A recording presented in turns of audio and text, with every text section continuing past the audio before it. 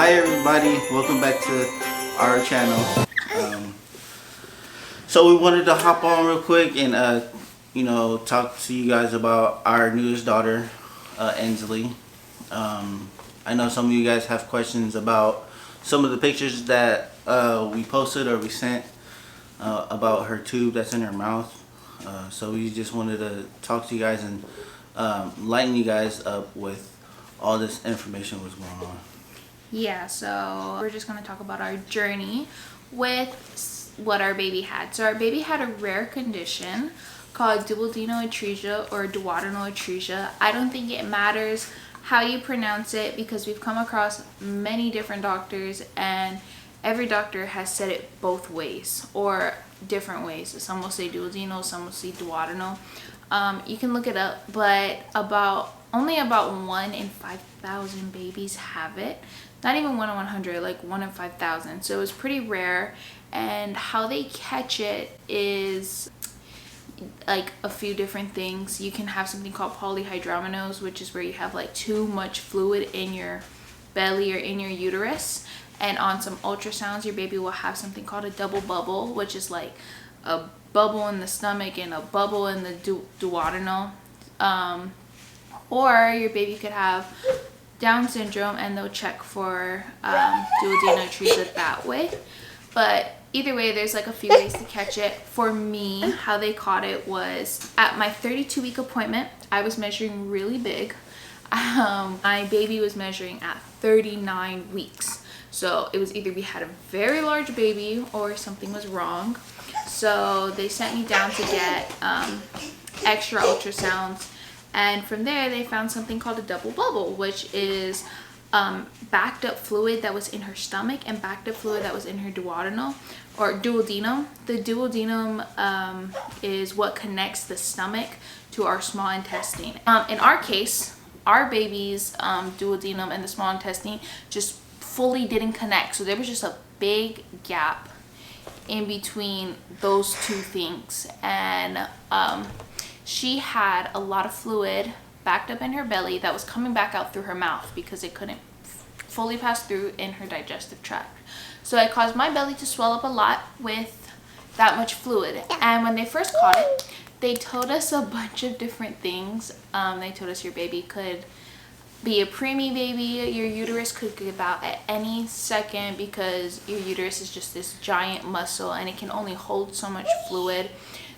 They told us that our baby could have Down syndrome because about 1 in 3 babies who have that condition usually have Down syndrome. There was just a lot of things, and then I had my own health problems on top of that. So with those health problems, they actually wanted to induce me. So they told me that with my health problems, keeping baby past 37 weeks, she had a higher chance of stillbirth. There was just a lot that they were telling us. I didn't at first it was kind of scary, but then I prayed on it, and after I prayed on it, I had like immediate peace afterwards, and I kind of just didn't really listen to anything that humans told me because I knew that my God was bigger. So anything they told us, we were really calm. And every doctor that we saw afterwards that gave us the news, they were just like, you guys are so calm with all this information. They're asking us if we were okay and yeah, if there's anything going on with it. Like, no, we're fine. Yeah, it was just like, well, I just don't believe humans until the final outcome. And just looking at all of baby's ultrasound pictures, she just looked exactly like her sister. She was very beautiful. She looked very healthy. Yeah, they told us she had a lot of hair. There was just a lot. And it was, I don't know, it was kind of a crazy journey. So when we finally went in to be induced, I was about 37 weeks and I think 4 days. Yeah, we was pushing it. But anyways, baby, despite everything they told me that my baby would come out early, she did not want to come out when it's finally time to induce me. I was in labor for about 2 to 3 days, and then they finally took me into a C-section because our baby was just making no progress and her heart rate kept dropping. Again, this was kind of similar to Isa, except with Isa, I wasn't in labor for 2 or 3 days, and Isa wasn't an induction. But Isa did take long, and because I was taking so long, sometimes her heart rate would drop. So same thing with this baby.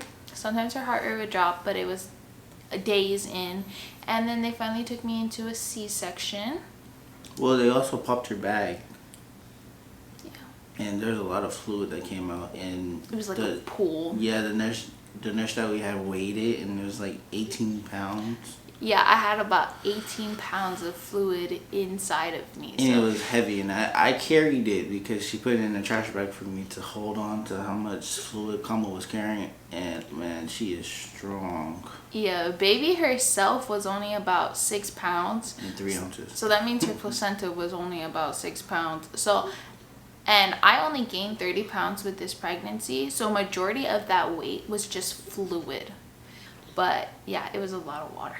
It looked like a pool. Yeah, and I was watching it come out. They just popped. They didn't do anything to even hold the water that fell off the bed. They just popped it, and all this water came out, and it was just everywhere. Yeah, it was wild. And I thought they were gonna try and catch it in something, but they didn't. They just let it go all over my bed. I was and it was squirting like water fountain. I was soaked in bed for so long. But yeah, but anyways, I got the epidural, and I made sure I had the epidural before the C-section. But the first anesthesiologist that gave me my epidural, she kind of put it in more towards the right side so I could feel everything on the left side. So before they took me to C-section, I made sure to let my anesthesiologist know, like, hey, I can feel my left side. Don't cut me open while I can still feel it. So that one had to go out and change my entire epidural. After my epidural already came out, and like my whole back was bruised and it was bleeding, and that first epidural was terrible. They took it out, switched it, gave me another one, and then finally put me under for C-section, and then baby came out at 2:23 in the morning. Yeah, and I was able to be in there and watch them. Well, you kind of had to run back and forth. Yeah. And I got to see Kama's insides, and I got to go out and go see baby at the same time. It was pretty epic. The whole night was just. It was long, terrible. It was just a long. I kept falling asleep, but good thing I actually didn't stay asleep because I was hemorrhaging apparently. It was a long 2 days. There was a lot of blood. Yeah, it was crazy. But anyways, baby now is in the NICU, and we're staying close by her so that we can visit her every single day. We haven't gone home yet, but we wanted to thank everyone who has prayed for us. Even though you didn't know our condition or what you were praying about, God knew what we were praying. God knew what you were praying about. So thank you guys so much for your prayers.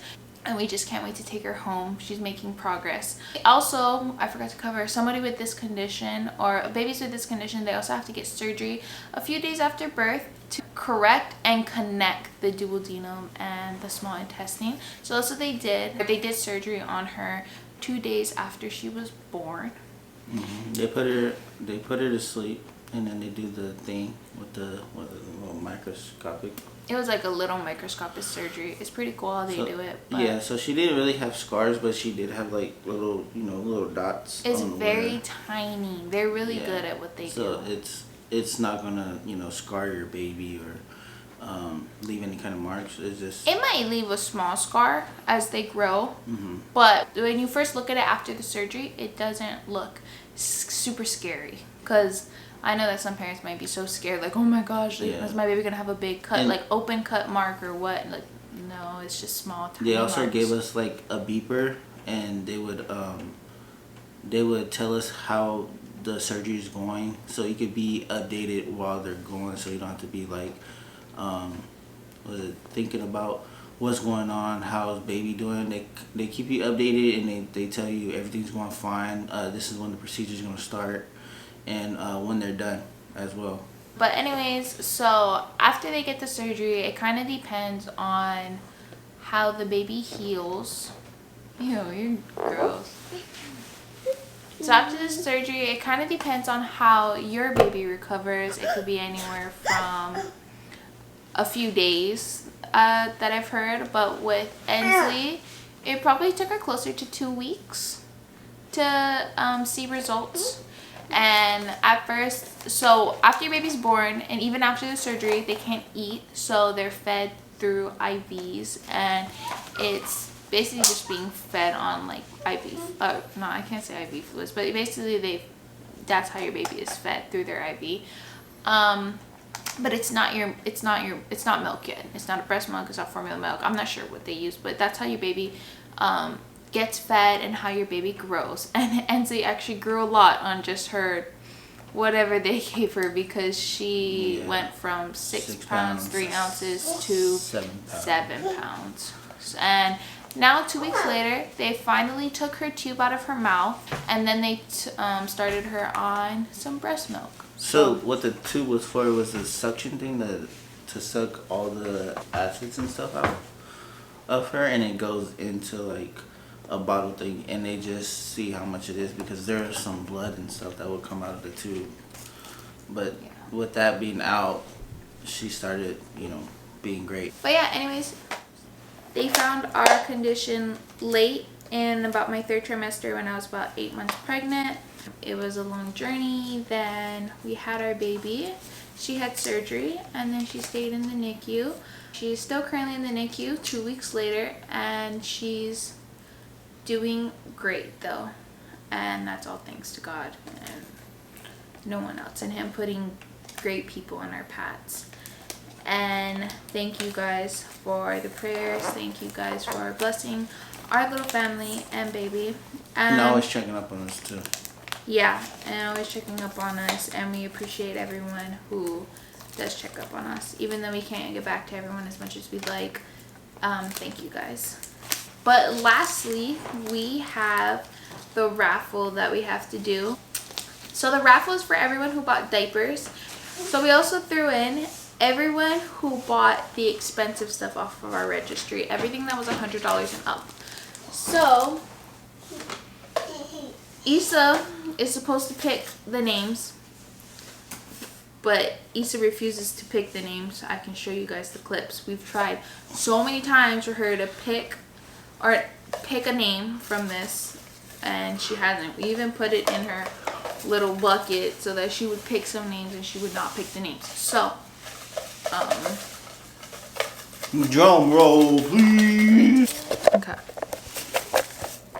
so you guys know that nobody, I see your bucket's dirty, so you guys know that nobody cheated.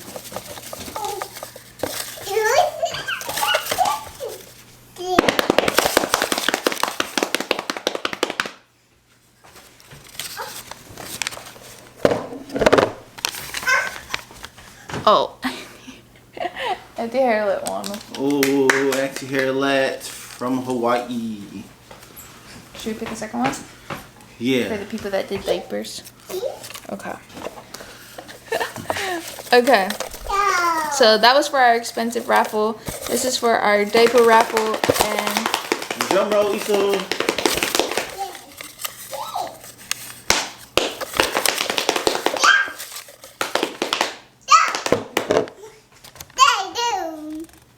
Who's that? Auntie Brenda. Woo!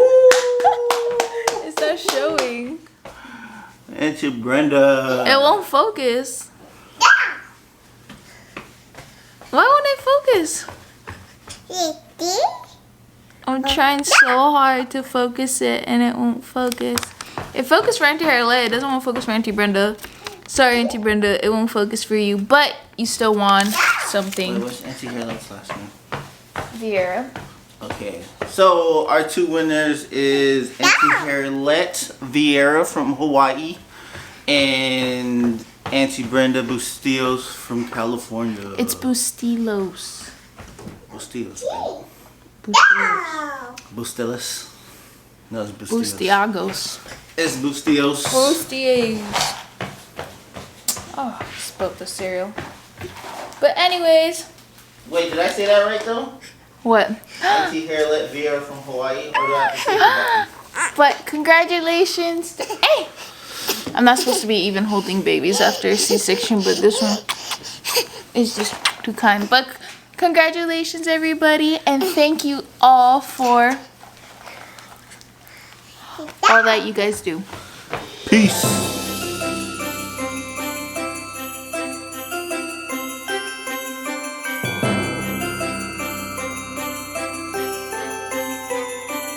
And they also did another raffle for people who bought the expensive items, anything $100 and up on our registry. So, Isalei. Come here, Issa. Come. Ooh, you get the pick. We'll do. Should we do diapers first? Or Yep. Okay. Issa can pick. Drum roll, please. Go grab it. Grab one. Wait. You hold it. And I will go. Good job. Now grab one. Now grab a paper. Here, baby. Pick one. Grab. Just one. Oh, girl. Grab one. Issa, Take one. pick a paper. Here, pick one. Here, pick a paper. Yeah, like this. Like this. Ooh.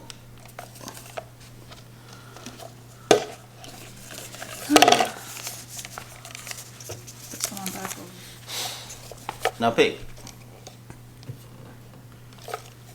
Good girl. Good job. Good girl. Pick one. Pick Is that the one you want? Give me. Give mommy. No. Pick one. Pick a paper. Yes. You can have your penguin after.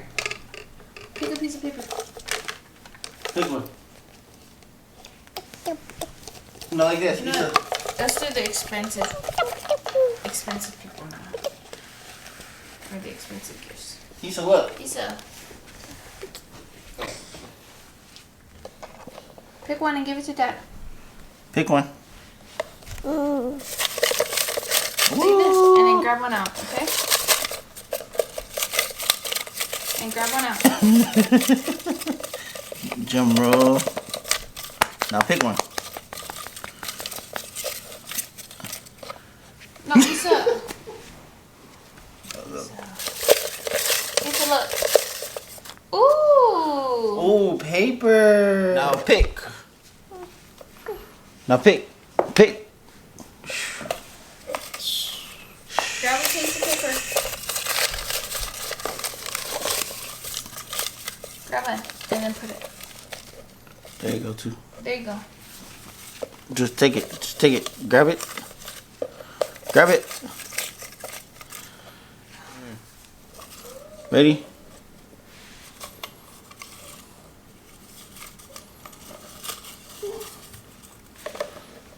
Here. Here. Grab it. Grab it.